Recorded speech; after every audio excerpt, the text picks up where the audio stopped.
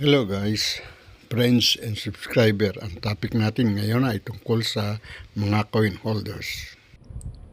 Hawak ko ngayon ay itong coin holder na aking nagawa.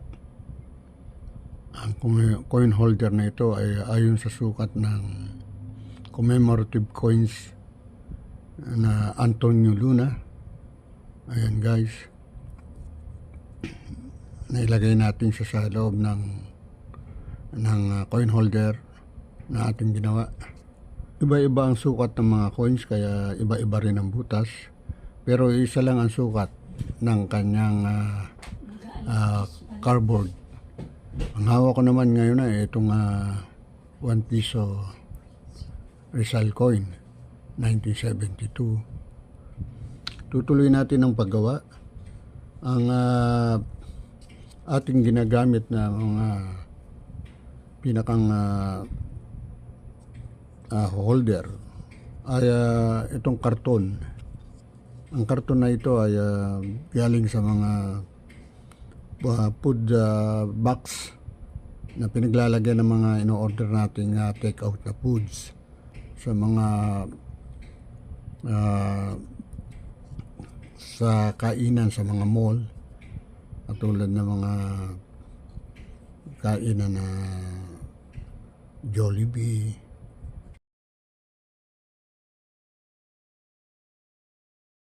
Chowking, mga ganon. Kasintabi na lang po sa mga may-ari ng mga ganong mall at nabanggit natin sila. At itong karton na to actually ay tinatapon na lang pag hindi na natin kailangan.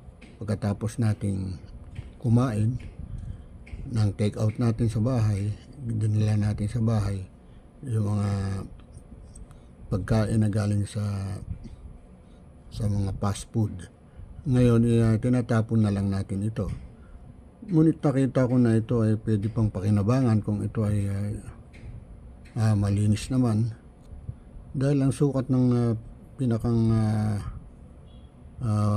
karton ay tamang-tama lang sa coins na aking ilalagay. Kaya minabuti ko na ito ay gamitin sa aking gagawing coin holder. Total ito naman ay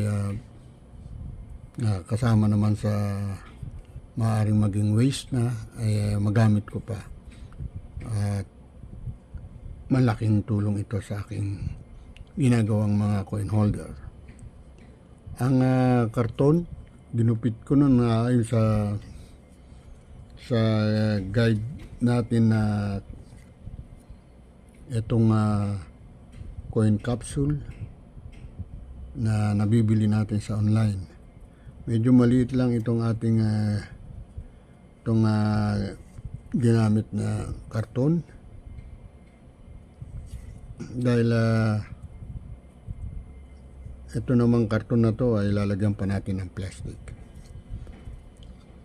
Ang plastic naman natin na ating ginagamit ay dalawang klase. Isang plain na plastic, at ito yung mga kalimitan na yung mga ginagamit sa mga cover o ng ating mga libro. Ito ay walang pandikit, wala siyang glue. Hindi katulad nitong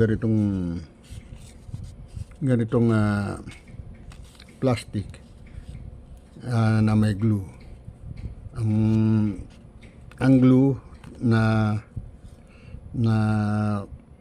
parte ng plastic na ito, kung makikita naman natin to, ito tinanggal ko na ang pagkaka ng cover, at ito ay parte na may glue. Ito ay gagamitin din natin upang ang ating gagamiting karton ay magiging intact. Yung plastic na walang pandikit ay siyang ilalagay dito sa ibabaw, ay magiging didikit na rin din sa sa plastic na may glue, kaya hindi siya magkakaroon ng mga nakaangat na plastic. Makikita ninyo mamaya kung paano natin gagawin ito. Okay guys, ilalagay na natin itong ating karton sa plastic na may glue. Didikit natin siya ganyan, dahil kailangan natin idikit muna siya. Tatanggalin natin tong kanyang natitirang papel o cover. Habang tinatanggal natin ay dinidikit naman natin ang karton. Ayan. Ngayon ito ang karton, tinutuloy natin ang pagdikit. Tinanggal na natin yung pinakang papel na nakadikit dito sa plastic na may glue.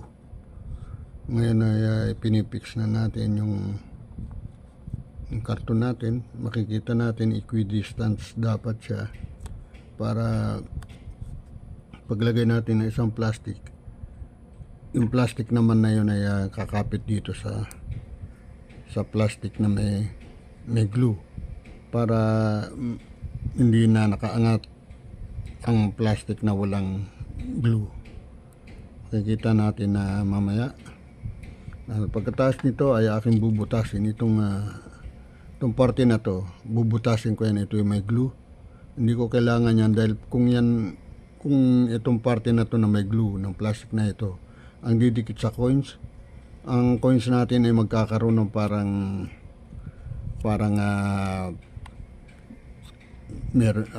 yellow o kulay puti sa paligid, gawa ng yun yung kulay ng glue natin. Ay magbibigay pa ng problema yun sa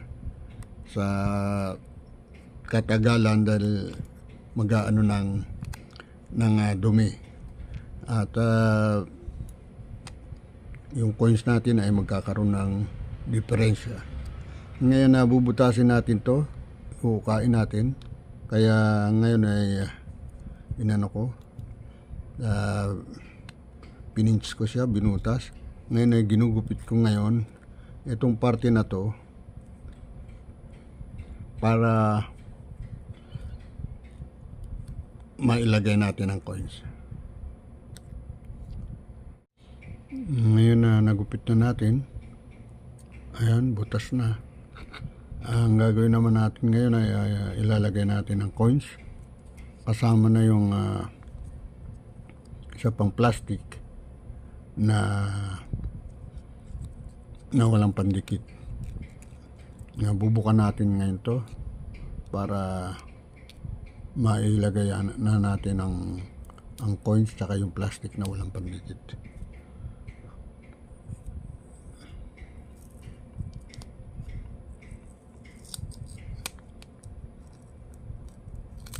Ayan na siya ngayon. Okay. Ngayon, lalagay na natin ang plastic at pepesto rin natin tong ating coins.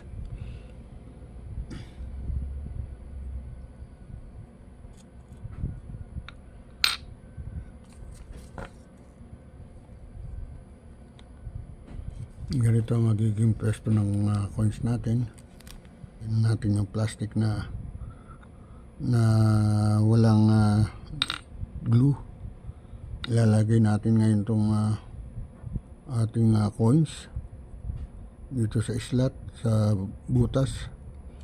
Ilalagay natin yung pinakang pinakang karton, pinakang frame, at yung natitirang plastic ay ilalagay natin. Yan, ganyan, hanggang sa maitakip natin siya. na ganyan. Makikita natin na ito ay dumidikit na ron sa ano natin, sa ayan na yung ating coins. Nakalagay na sa butas o sa slot. Ito ay ipipix na natin at pag na-fix na ganito, i-stapler natin siya. Ano muna natin siya na ano na yung kanyang pagkakalapat. At ngayon ay ilalagay na natin siya sa stapler. Yan natin siya. Okay. Yan na siya. At stapler natin siya para maging fix na yung kanyang pagkakalapat doon sa pinakang slot sa butas. Ngayon, iyan natin siya. Sa kabila naman natin lalagyan ng stapler. Medyo mahirap ang pag ano ng stapler kasi nakukuberan siya ng ano ng stapler. Kaya medyo tiyaga lang, tsaka ano. Ngayon, ito na ang itsura ng ating coins. Ayan. Tuloy na natin ang pag-stapler.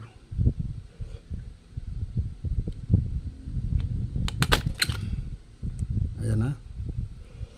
Medyo lumalapat na siya. Ayan. Presto. Naka-ano na siya, naka-presto na. Oh. Ngayon, itong mga nalalabing plastic na ito ay gugupitin natin. Tatanggalin natin yan upang ano natin na maging maayos siya. Gugupitin na natin yung mga sobrang plastic na nakausli.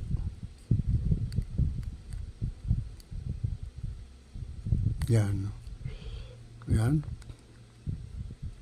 Ganon din tong mga ibang side. Pag nagupitan natin lahat yan at naayos na natin, okay na ang ating ginagawa at ano na lang natin siya. Ipipress pa natin ng maayos. Ayan ang naging itsura, mga viewers, subscriber at coin lovers, coin collectors. Ito na ang ating coin. Ito maaayusin pa natin yan. Medyo binawasan lang natin yung mga plastic. Ngayon ay fit na siya. Ayan ang ating US coin. Ang presidential coin. Maganda, no? At ang presyo ng paggawa nito ay ang binibili lang naman dito ay ang plastic na dalawa, stapler, yun lang. Wala pa sa 100 ng nagastos natin. At etong mga gamit na to ay makakagawa ng mga siguro mga 100 coin holder. Kung kayo ay coin collector, nakapagbigay ako ng idea sa inyo kung paano gumawa ng coin holder. Thank you very much. Bye-bye.